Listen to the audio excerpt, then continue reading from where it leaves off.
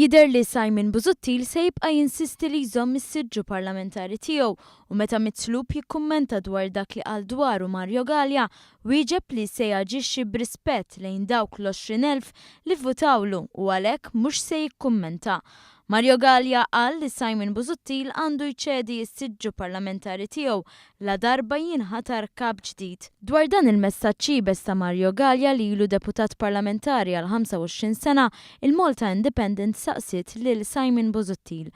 Iżda kelliem għall-Partit Nazzjonalista qal li Simon Busuttil se joqgħod fuq il-ġudizzju tal-elettorat li vvota lil Partit Nazzjonalista fl-elezzjoni li għaddiet. Joqgħod ukoll fuq l-20,000 persuna li vvotaw għalih. Qal kelliem għal Busuttil.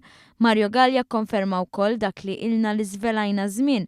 Simon Busuttil ma informax lill-Grupp Parlamentari Nazzjonalista dwar il-koalizzjoni ta' bejn il-Partit Nazzjonalista u l-Partit Demokratiku.